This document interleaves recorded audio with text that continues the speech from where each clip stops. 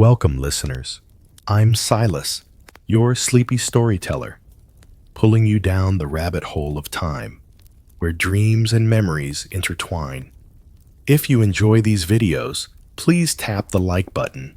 It really helps.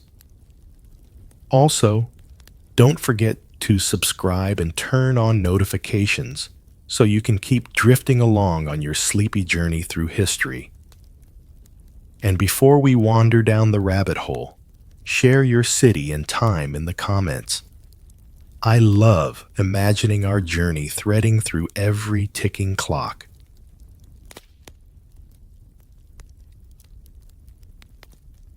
Now, take a moment to find a comfortable resting position. Close your eyes gently, and in your own time, allow yourself to sink into the quiet atmosphere of the past as we begin our slow journey together.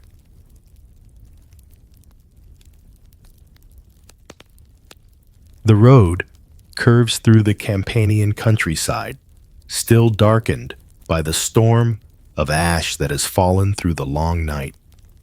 My sandals scrape across paving stones, dulled by a fine gray crust. The sulfurous tang clings thick in the air, and with every breath I feel the weight of what has happened.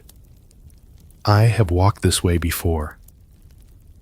In that earlier journey, the Bay of Naples shimmered bright behind me, its waves glittering as the city gates welcomed me into a place alive with laughter, bargaining, and voices rising in every tongue of the empire. Then Pompeii breathed with the rhythm of life. Now, the bay lies veiled in haze. The city's walls stand pale and spectral, and above it all looms the mountain, Vesuvius, immense and brooding, its crown lost in a pillar of ash still clawing into the heavens. That first time, I passed through a city too alive to imagine ending. This time, I walk toward silence. The Porta Marina rises before me. Once, this sea gate thrummed with energy. Fishermen dragging nets, merchants prodding groaning carts, slaves guiding their masters' mules. I remember the press of the crowd and the heat of the day, the gate alive with trade and gossip. Now, the arch is a mausoleum. Its stones are blackened, its threshold clogged with pumice that drifts like frozen snow. The voices are gone. The carts, the nets, the merchants, all vanished. Only the hiss of ash across stone remains. Stepping beneath the arch is no longer to enter a city, but to cross into its tomb. The Via Marina stretches ahead, lined with tabernae, the shops that once filled my ears with the chatter of business. I remember them from before. Counters stacked with bread, jars brimming with garum, children pressing coins into bakers' palms, and the salty air filled with the bite of fish sauce. That was then. Now, I trail my hand across a counter, and it crumbles beneath my touch. The dolia, once brimming with olives and wine, are filled with hardened ash. On one lies the carbonized husk of figs, outlines still recognizable, though scorched into permanence. Beside them, a basket of nuts turned to stone. The eruption has stolen the noise, the smell, the warmth. What remains is stillness, frozen shadows of the city's ordinary pulse. I recall the beginning, the first phase of the eruption. When the mountain split open, pumice and ash rained for nearly a day. I imagine the sound, a ceaseless bombardment, the crash of tiles sliding from roofs, the groans of beams under the weight. In my earlier walk, I had paused beneath these roofs, listening to shopkeepers call out. Now I see what the weight did. Homes collapsing, families trapped in the very shelters they trusted. Some tried to flee into streets like this one, but pumice drifted waist-deep, blocking every path.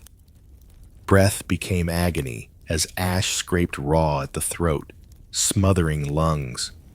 They died not by fire, but by suffocation, by stone, by the betrayal of the familiar. And here they remain. At a threshold, a woman crouches in plaster form, her arms lifted against the storm that crushed her home. A few steps farther, a man sprawls across the street, his hand clenched around a purse of fused coins. I saw men like him in the prequel, trading, bargaining, counting sesterces with sharp eyes. Now, his wealth lies useless, sealed in the silence of ash. They are not statues, not relics. They are the same men and women I passed only hours before the eruption began, caught in mid-motion, their gestures suspended forever. I close my eyes and remember this street as it was then. Vendors shouting the price of figs, citizens gossiping at the fountain, children darting through the dust, laughing as they played knucklebones. Pompeii was a city alive with more than 10,000 souls, a place of temples and markets, of frescoes glowing in candlelight, of amphitheaters where crowds roared with excitement. To walk here then was to feel life pressing close, vibrant and ordinary. To walk here now is to feel the echo of that life, smothered beneath silence. The contrast is unbearable. Each step forward makes the hush heavier. This was no battlefield, no arena of combat. It was a neighborhood street, a place for bread and wine, for laughter and quarrels, for errands and routines. In the prequel, I stood here marveling at the ordinary beauty of it. Now, it is the very ordinariness that cuts deepest. Death fell not with swords or trumpet blasts, but with a sky raining stone. The road bends, and I see the fountain. Before, it was alive with chatter, water spilling into jars as neighbors traded gossip and promises. I remember imagining their laughter, their complaints, their news of the day. Now, the basin is cracked, the lip dusted gray. I kneel and brush the ash away, uncovering faint circles where jars once rested. Impressions left by lives I had seen only hours earlier. Perhaps they came here one last time, uneasy but thirsty, filling their jars even as the first ash began to fall. Did they glance upward, hoping to finish their errands before danger grew too great? Did they linger too long, trusting the familiar rhythms of their city? The fountain stands dry now, silent and heavy with memory. The road narrows, drawing me deeper into the city. Ahead lie the forum baths, where once I heard echoes of laughter, steam rising from warm marble halls. I walked those spaces before the eruption, when their rhythm spoke of leisure and life. Now, I walk toward them again. Yet they will greet me not with voices, but with silence. I take one last look at the fountain and the shops, where Pompeii's ordinary rhythm once met its extraordinary fate. Then I step forward into darker streets where memory deepens and silence grows heavier. The streets of Pompeii narrow as I move inward, and I can almost feel the ghost of my own steps. Here before, the last time I walked this path, the city still lived. Then, Steam and laughter had risen together, curling upward from the grand forum baths. Boys had run ahead to wrestle in the palestra, their cries mixing with the thump of feet on packed earth. Merchants leaned against the colonnades, gossiping while they watched the athletes train. Now, ash muffles everything. My sandals press into drifts that cling to the paving stones, and the sound is swallowed before it can echo. The rhythm of life I once felt here has been smothered, leaving only stillness that presses heavy against the chest. The entrance to the forum baths rises ahead. Its doorway is half blocked by fallen pumice, its lintel blackened and cracked. When I was last here, the threshold had been a passage into warmth and vitality. Painted walls glowed red and ochre, their colors illuminated by oil lamps. The steam of the caldarium rolled out in waves, and the hum of voices spilled into the street. I step inside. The silence is unbearable. The caldarium stretches before me, but the benches are cold and empty. Pools that once gleamed with rippling water are now gray hollows, choked with ash hardened into stone. The frescoes that adorn the walls are veiled in soot, their painted gods fading into shadow. In one corner, I find a cast. A man lies crumpled near the doorway, face down, his arms stretched outward as though clawing toward escape. The ash preserved even the desperate flex of his fingers, bent as if still scratching at the stone. He may have heard the roof cracking above, may have run too late, crushed by the rain of pumice that pummeled these halls. Further on, near the frigidarium, another form rests. This one smaller, perhaps a boy.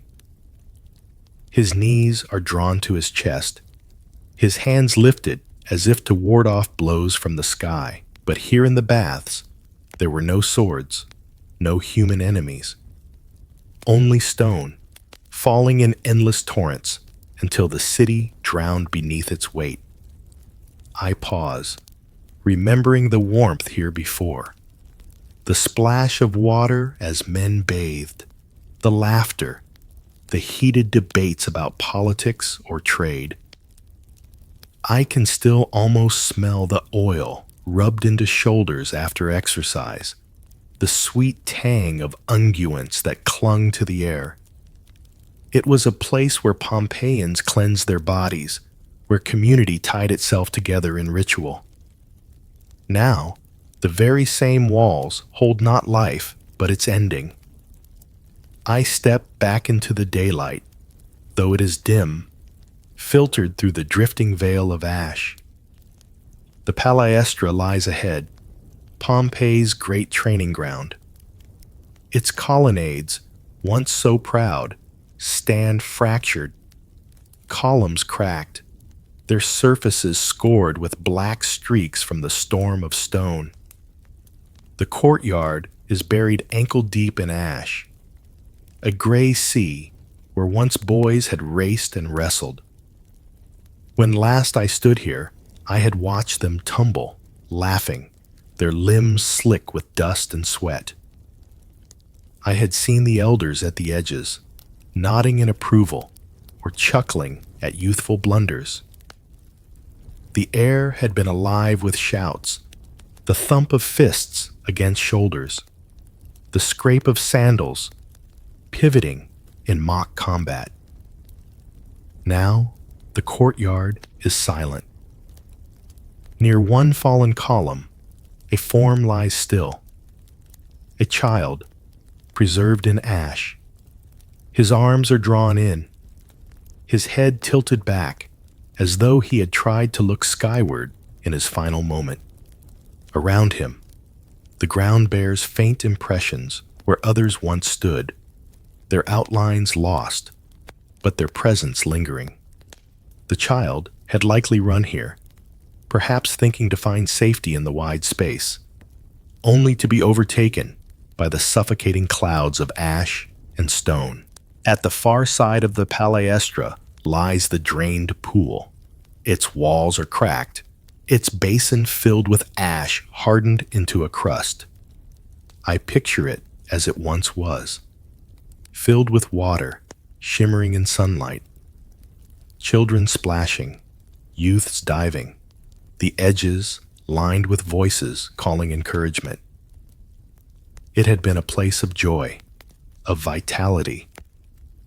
But now it lies hollow, its silence broken only by the faint sigh of the wind dragging ash across stone. The baths and palestra were the heart of Pompeii's rhythm, body and spirit intertwined in daily ritual. They were places of strength and beauty, of gossip and relaxation, of youth and age alike. When I last stood here, I could almost feel the heartbeat of the city thrumming through these spaces. Now, that heartbeat has stopped. The warmth of water has turned to the chill of ash. The noise of debate and laughter has dissolved into silence. And where men and children once moved, only their final gestures remain. Hands reaching, knees drawn, mouths open in breath that never came again. It is not just the bodies that haunt me. It is the memories of life layered over their stillness. To see the same place twice, once alive and once in ruin, is to feel the sharpest edge of tragedy. The city did not fade gradually. It was severed, violently, suddenly, leaving behind an echo so jarring it rattles the soul. I stand in the center of the palaestra and look toward the baths. Hours ago, they pulsed with heat and noise. Hours ago, boys wrestled here while others bathed and gossiped, their voices twining together like threads in a tapestry. Now, ash muffles every sound. The frescoes are blurred, the water gone, the people reduced to frozen shadows of their final acts. It is as though time itself shattered here, leaving me walking not through streets, but through memory-turned tomb. The baths and palestra remind me that tragedy does not only claim lives, it silences spaces, erases rhythms, leaves communities hollow. These were not simply buildings. They were the pulse of Pompeii's daily life. Their silence speaks as loudly as the dead who lie preserved within them. From here, the path bends toward the Forum. When I last walked that square, it was alive with vendors and magistrates, citizens moving across its broad expanse beneath the shadow of the Temple of Jupiter. Now, I know I will find only echoes of power and pride, reduced to ash and silence. I take one last look at the baths and the training ground, the places where Pompeii's vitality once burned brightest. Now, they lie cold, their vibrancy smothered beneath pumice. My footsteps carry me away, but the weight of what I've seen lingers, pressing like ash against the chest. Each step forward is another into grief. The street widens as I step forward, and suddenly the city opens. Pompeii's Forum spreads before me, a vast, solemn square, its stones muted under a shroud of ash. Even in ruin, it commands awe. The colonnades that line its edges rise like broken ribs, the skeletal frame of a body once strong. The paving beneath my sandals, once smoothed by countless feet, is fractured, ash settling into every crack. This was once the beating heart of Pompeii. Here, commerce, politics, and devotion converged in a rhythm as old as Rome itself. The memory of that life still lingers, though now it mingles with the silence of death. I remember the last time I stood here, just before the eruption. The forum had been alive with sound. Merchants shouted from stalls set beneath the colonnades, haggling over amphorae of wine and baskets of figs. Magistrates in white-bordered togas gestured passionately as they debated contracts. Priests burned offerings at the altars, incense mingling with the salt air drifting up from the Bay of Naples. Children darted between the legs of the crowd, chasing one another across the square's expanse. Now, the air is heavy, unmoving. A silence so complete it feels unnatural, presses against me. Where once thousands of voices rose together in the chatter of civic life, only the faint hiss of ash shifting in the breeze remains. At the edge of the forum, I find the plaster cast of a man lying on his back, mouth open, as though straining for one last breath. His arm reaches outward, fingers curled, frozen in the desperation of final moments. A few steps farther, a family huddles together, preserved in the embrace of their last attempt at protection. Parents crouch low, arms wrapped around their child, their bodies curved to shield him from a world that collapsed overhead. The forum is not just ruins, it is a gallery of endings, each form a reminder of a breath cut short, a life suspended. At the northern end of the square looms the Temple of Jupiter. Its once proud columns now stand fractured, their capitals cracked and toppled, their marble dulled beneath the ash. The broad steps leading upward are half buried in debris. I recall standing at these very steps before the eruption. Priests had moved with ceremony, their bowls of wine and incense lifted toward the sky. Sacrifices were offered, prayers intoned. Citizens bowed their heads, believing the King of Gods would guard their city. The temple had seemed eternal then, its bulk an anchor of order and power. Now, that faith feels like dust in my hands. The cella, where the god statue once stood, lies broken, filled with rubble. Jupiter, the god of thunder and protector of Rome, gave no reprieve. His temple, like the people it served, has been brought to silence. Here lies the starkest reminder: no power, human or divine, could hold back the mountain's fury. At the forum's western edge stand the ruins of the basilica. Its roof has fallen, beams jutting upward like jagged ribs, casting dark shadows on the ash below.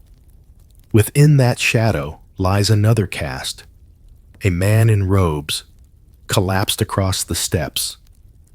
Was he a magistrate, lingering too long in duty, or simply a citizen trapped in the wrong place at the wrong moment? The basilica had once thundered with voices, contracts argued, cases pleaded, verdicts proclaimed. Here, Pompeii's pride had been measured not only in temples, but in its civic order, its claim to Roman dignity. Now, those voices are silenced mid-sentence. Debate, ambition, justice, all undone in the span of a single day. Turning eastward, I approach the Temple of Apollo, one of Pompeii's oldest sanctuaries. Its courtyard spreads wide, once encircled by graceful columns. The columns are still here, but fractured, their shafts blackened by fire, their bases swallowed in ash. The altar before the temple is cracked, its marble surface scorched, a vessel emptied forever. I remember the last time I stood here, when the sanctuary pulsed with devotion. Worshippers moved through the courtyard, their sandals clicking softly against stone. Priests lifted offerings of fruit and wine. Statues of Apollo, god of prophecy and light, gleamed in the sun, their bronze catching fire at every angle.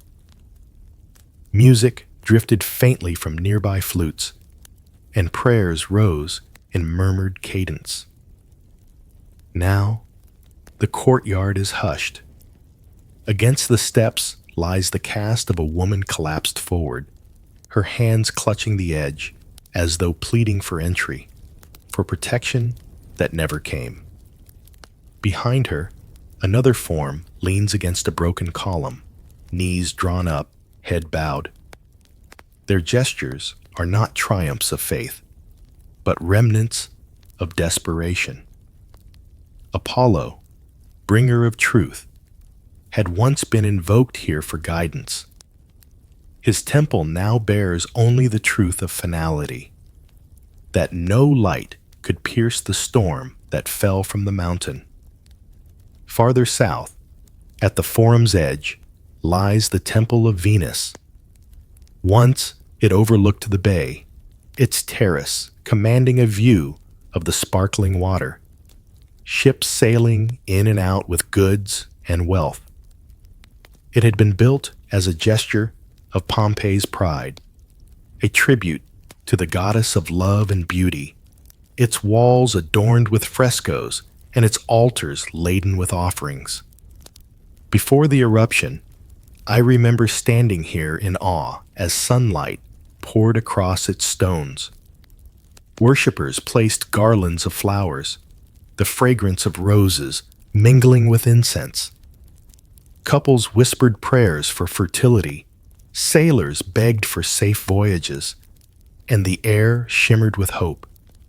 The temple had been both a sanctuary and a symbol of prosperity, for Venus had long been considered Pompeii's divine patroness.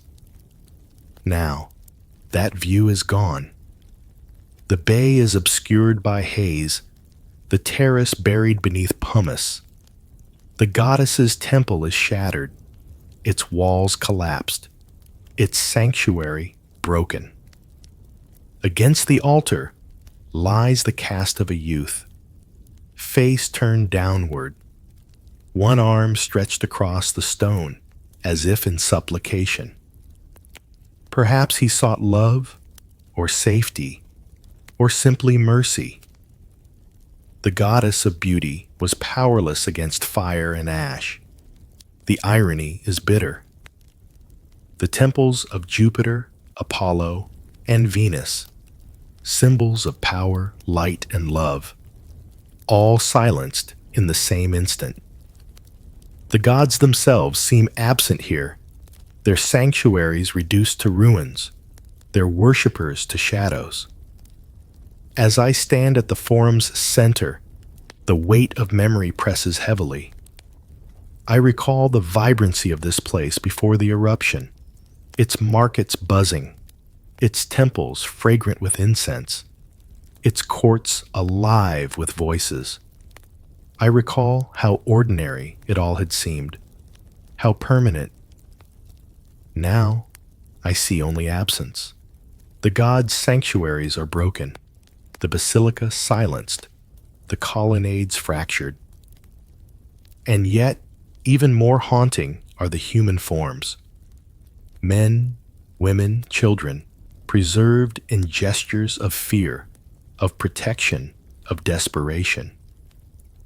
Their final moments are etched into ash, more eloquent than any inscription. Pompeii's Forum, once a theater of pride and devotion, is now its elegy. Here, ambition, faith, and love all met the same fate beneath the mountain's fury. The road bends away from the square, narrowing again as I step beyond the forum's boundaries. Ahead lie Pompeii's private spaces, its homes, its frescoes, its intimate corners where families lived and dreamed. If the forum and temples were the city's heart, these houses were its soul. They tell not only of public pride, but of private joys, of dinners shared, of murals painted, of children's games. Soon I will walk among them, mourning how even the most intimate spaces were undone in the same breath of fire. I turn one last time to the forum, its temples broken, its people silenced, its gods absent. Then I move forward, carrying its silence with me into the homes of Pompeii.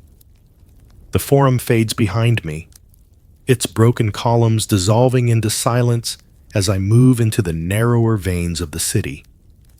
Here, the streets twist and narrow, cobblestones uneven beneath my sandals. The air grows heavier, less open than in the great square. This is no longer the domain of magistrates and gods. It is the world of families, of neighbors, of private lives. It is in these streets that Pompeii feels most human. And it is here, amid frescoed walls and collapsed roofs, that the tragedy cuts deepest. The first homes I pass stand shoulder to shoulder, their facades plain but sturdy. Doors lean open on their hinges, warped from the weight of ash that pressed against them. Within, the remains of atriums stretch outward, central halls with open ceilings where rain once fell into shallow basins. The impluvia are filled now, not with water, but with hardened ash, the rippling memory of life replaced by stone. I pause at one doorway, brushing ash from the threshold. Inside lies the cast of a child, no more than 7 or 8 years old.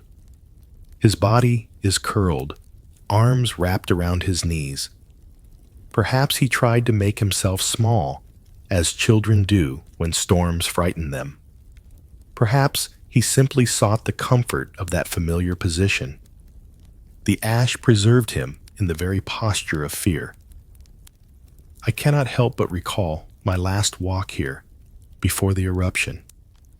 Children had darted in and out of these doorways, laughing, calling to one another across the street. Their sandals clattered against the stones, their voices rising into the warm summer air. Parents called after them, exasperated but smiling. It is the echo of that laughter that makes this silence so cruel. Farther along, I stop at a wall where the colors remain visible. Frescoes, painted centuries ago, still glow faintly despite the ash. The reds are muted, the blues faded, but the images remain. A bowl of fruit, a jug of wine, a pair of theatrical masks. Ordinary subjects, painted with extraordinary care. I remember seeing them alive with color before the eruption. The reds blazed like embers, the blues as deep as the bay, the figures almost breathing on the plaster. They had been part of daily life, backdrops to meals, to conversations, to children's games. They were not rare treasures, but household comforts, reminders of beauty woven into the ordinary. Now they are dimmed, dulled, their brightness muted by time and fire. Yet they survive. The paintings whisper still of the lives they adorned, even as the rooms around them have fallen silent. I turn into the House of the Faun, one of Pompeii's grandest villas. Its courtyard stretches wide, framed by columns that lean precariously under the ash. At its center lies the famous mosaic, Alexander the Great clashing with Darius of Persia. Even through the haze of ruin, its detail is breathtaking. Horses mid-gallop, soldiers frozen in the frenzy of war. I had seen this mosaic before the eruption, its stones glinting in sunlight. Visitors had gathered here, marveling at its craftsmanship. Children traced the outlines of shields with curious fingers, while elders explained the history of Alexander's triumphs. The house had been a symbol of wealth and refinement, its owners proud to display their place in the world. Now, silence hangs heavy. Against one wall lies the cast of a woman, collapsed across the mosaic's edge. Her body curves toward the floor, as if she had been trying to shield herself. Her outstretched hand nearly touches Alexander's image, the conqueror frozen forever at her side. The juxtaposition is chilling. A queen of history depicted in stone, and a woman of Pompeii preserved in ash, both locked in eternity. Not all houses were grand villas. Many were modest, single-room dwellings that lined the city's back streets. I pass one now, its doorway low, its walls plain. Inside, a small hearth sits blackened in the corner. On its stones rest the carbonized remains of bread, loaves hardened into ash. They had been baking when the eruption began. The cast of a man lies nearby, slumped against the wall. His arm reaches toward the hearth, as though he had been trying to pull the bread free. Perhaps it was instinct, a desperate attempt to hold on to the rhythms of normal life, even as the world collapsed. Perhaps it was simply the reflex of hunger. In my earlier walk, before the eruption, I had smelled bread wafting from homes like this, warm and comforting. Housewives had tended fires. Children had hovered impatiently, waiting for loaves to cool.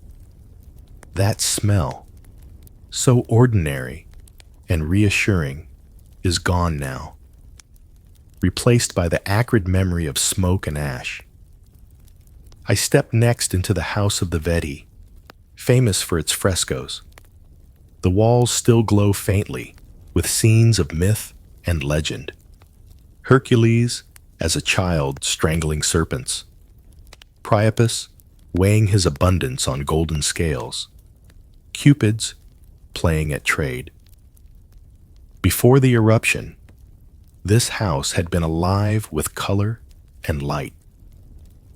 Oil lamps flickered against painted walls, their flames reflected in mosaics on the floor.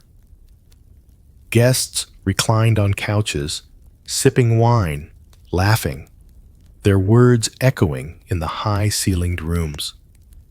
Children played in the courtyard, their shouts mingling with the sound of water trickling into the basin. Now, the frescoes remain, but the life they once framed is gone. In one corner, the cast of a servant lies curled, her face turned to the floor, her hands clutching a jar. Perhaps she tried to save it, or perhaps she clung to it instinctively in her final moments. The cupids above her play on eternally, their joy a cruel counterpoint to her silence. The Forum, with its temples and colonnades, spoke of Pompeii's pride. But here, in these houses, I feel the weight of the city's soul. These were the spaces where people lived most intimately, where they ate, prayed, laughed, argued, dreamed. And it is here that the tragedy feels most personal. To lose temples and basilicas is to lose symbols. To lose homes is to lose people, their stories, their joys, their sorrows. I recall the voices I heard when last I walked here. Families gathered at their evening meals, frescoes glowing by lamplight. Children whispered secrets in corners, while parents planned for the next day's errands. All of it so ordinary, so fragile, undone in the space of hours. Now, the walls remain, the paintings endure, the mosaics gleam faintly, but the voices are gone. The houses stand as shells, their inhabitants reduced to shadows preserved in ash. The street bends again, leading toward the edge of the city. Beyond lie the great villas, sprawling estates that once commanded views of the countryside. They had been places of beauty, of luxury, gardens filled with fountains, halls adorned with frescoes. Soon, I will step into those spaces, where wealth and refinement offered no more protection than modest walls. There, amid gardens turned to ash, I will find the final embraces of Pompeii's people, their last moments preserved in the silence of stone. For now, I pause at the doorway of the House of the Veti. I look back down the street, lined with homes large and small, frescoed and plain. I hear again the laughter of children, the smell of bread, the glow of painted walls. I remember them as they were, and mourn them as they are.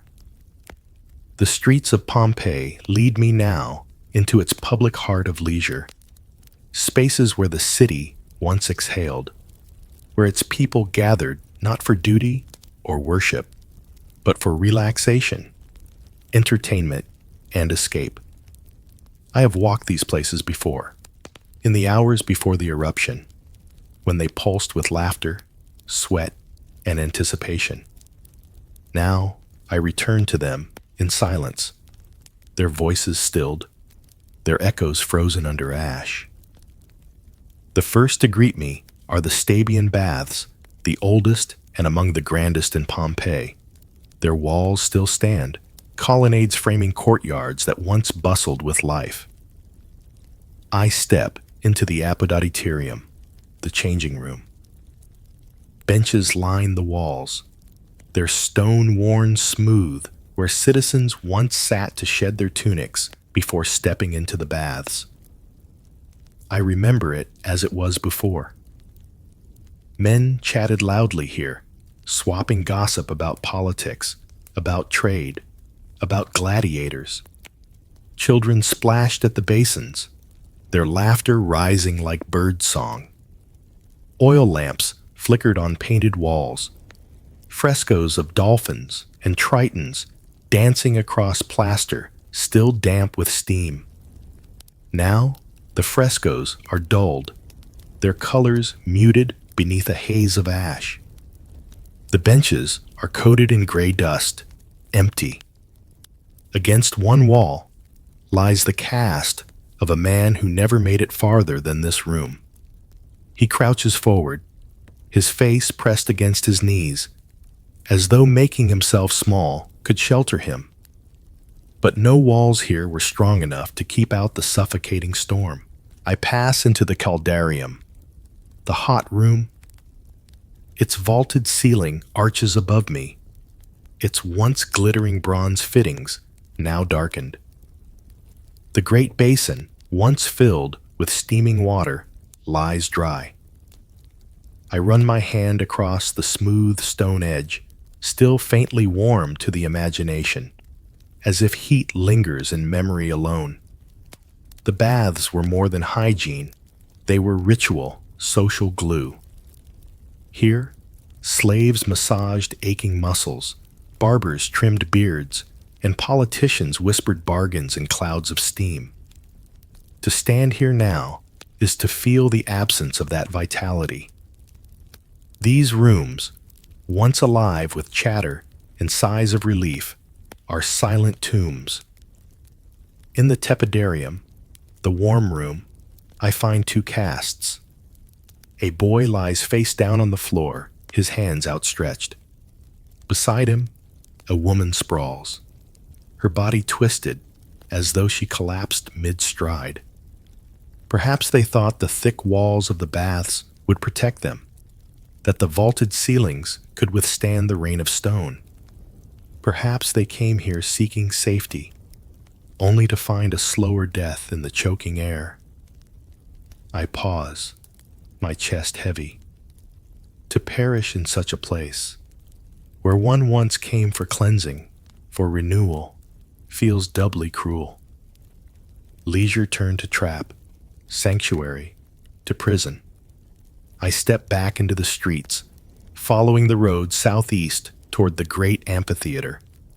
Along the way, I pass smaller shops and taverns, their counters jutting into the road. Once, these stalls bustled before games, selling bread, wine, and olives to the crowds heading to the arena. I can almost hear the chatter, the anticipation, the rising roar of voices funneling down these very streets. Now only silence greets me. A shattered amphora lies half buried in ash. A charred loaf of bread, carbonized into stone, rests forgotten on a counter. The signs of a city midlife, caught mid-motion, never to resume. Then I see it, the amphitheater. Its oval frame rises, stark and silent, against the haze. Built more than a century before the eruption, it could seat 20,000 people, more than the city's population itself.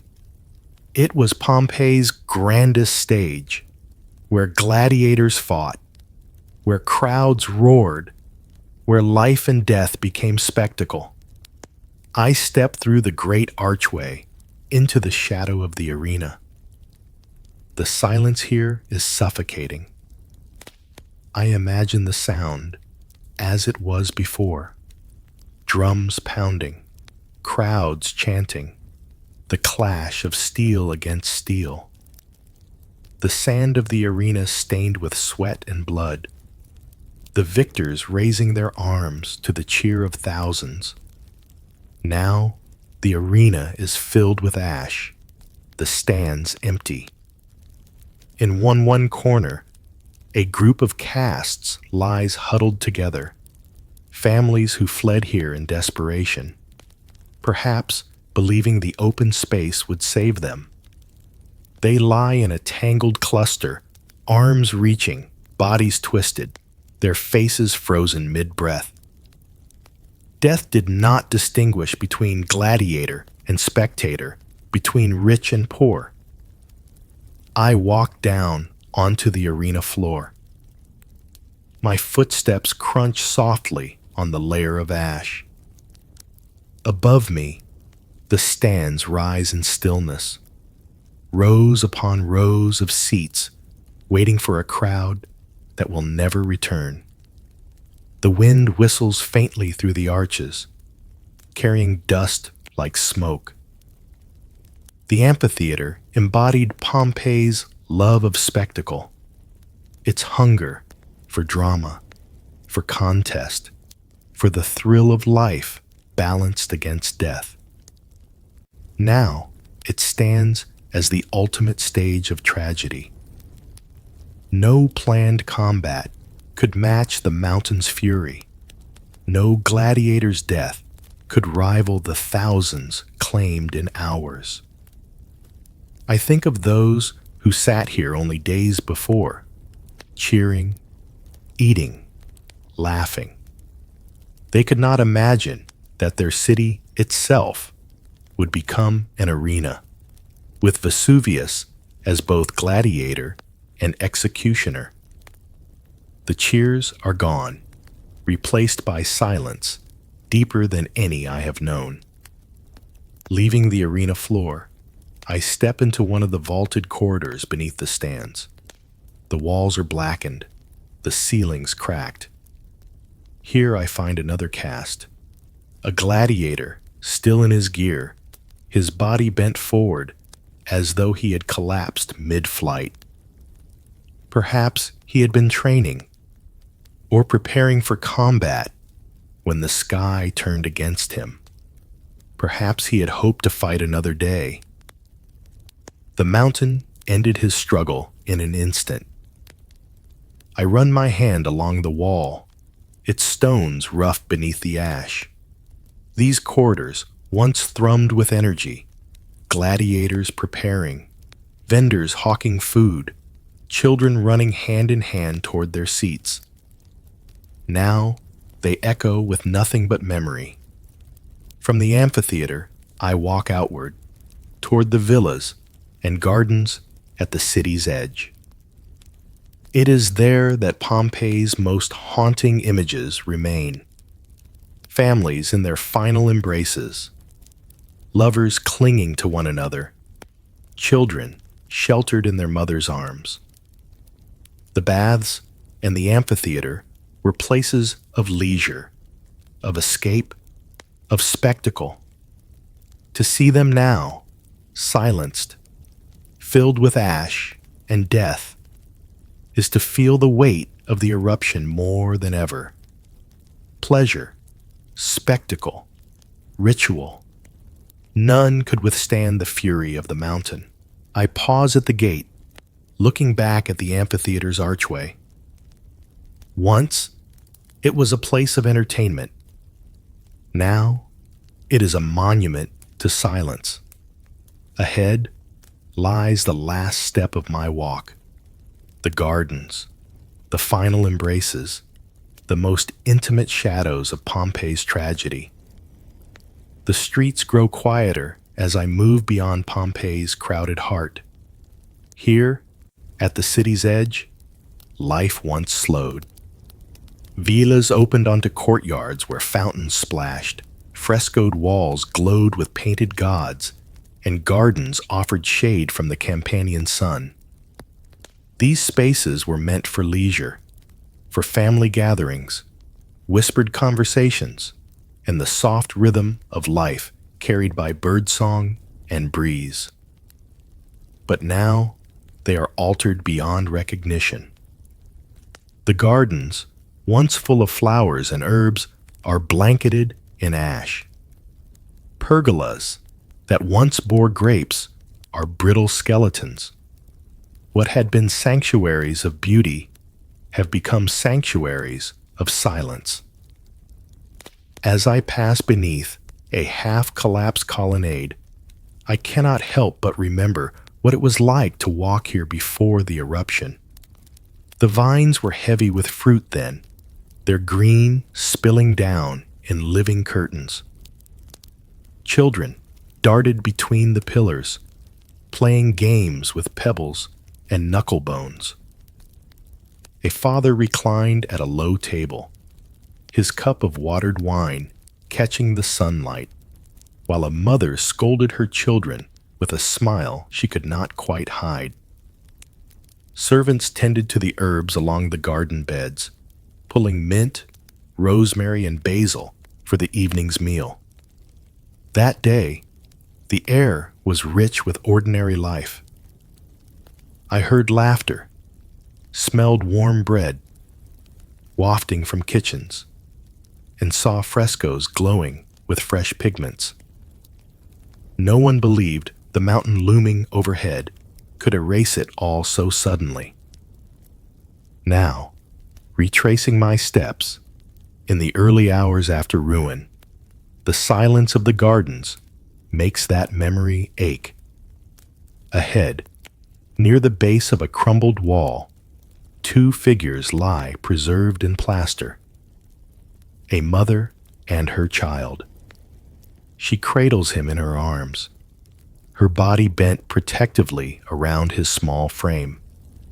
His tiny hands clutch at her neck, his face pressed into her shoulder, as if to hide from the storm that claimed them. The ash captured them in the act of love, even as it stole their lives. I remember standing here once, watching other children chase each other between the colonnades, their laughter echoing through the courtyard. How quickly joy can be turned to silence. The frescoes on the wall behind her still faintly depict scenes of Venus rising from the sea. Her attendants gathered around. Beauty, fertility, life. And yet, at their base, the frozen form of a woman shielding her child reminds me that life here was fragile, always vulnerable to the whims of the earth. A little farther along the path, I find another group huddled together.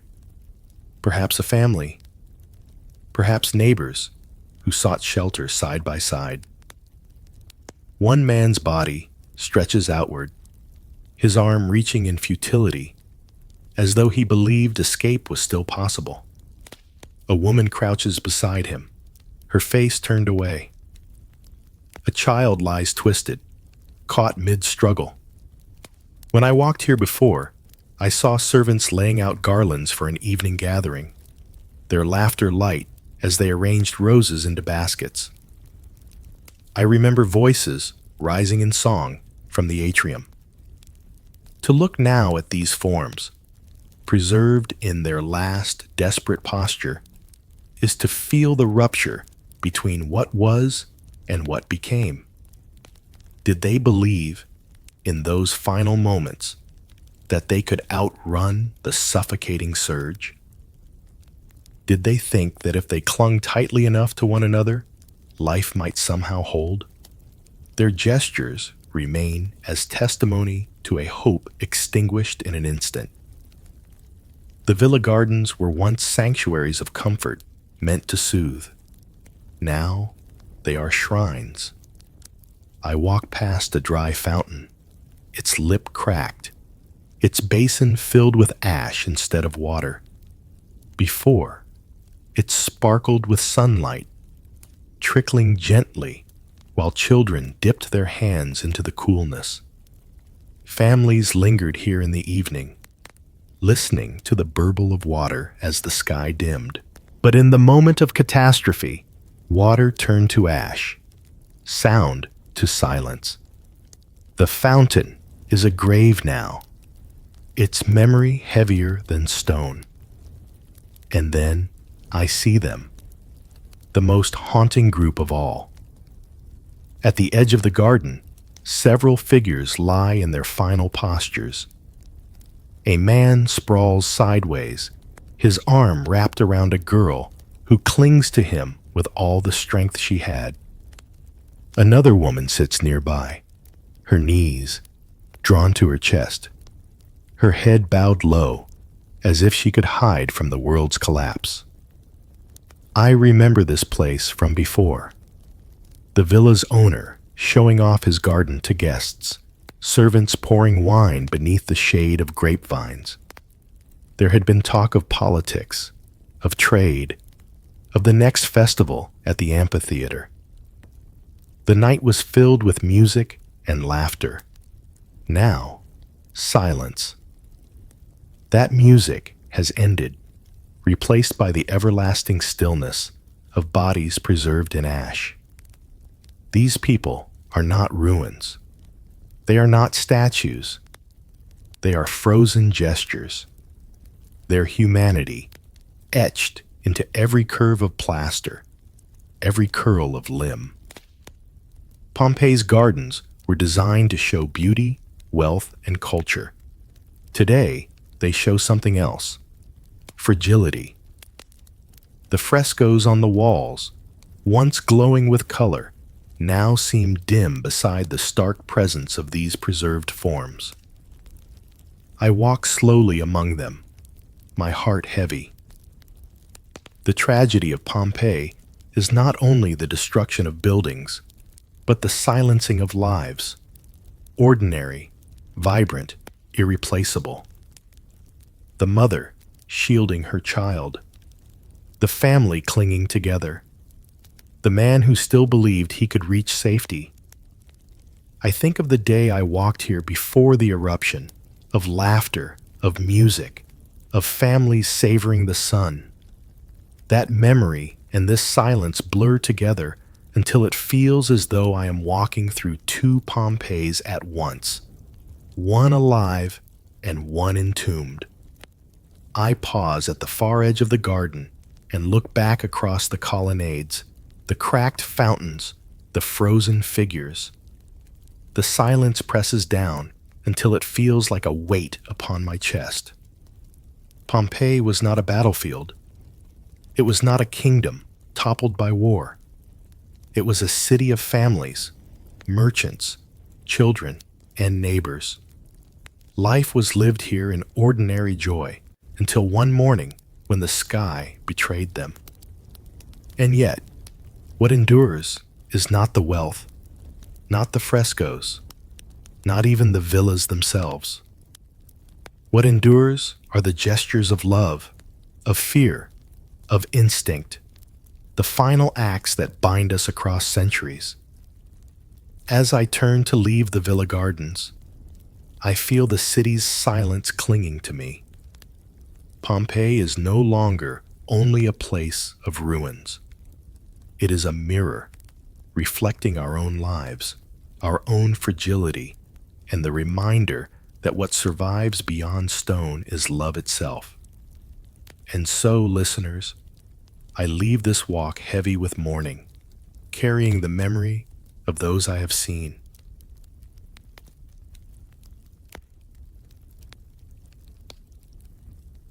Rest easy, friends. The rabbit hole of time holds many more slow steps. Until we meet again, Silas is signing off.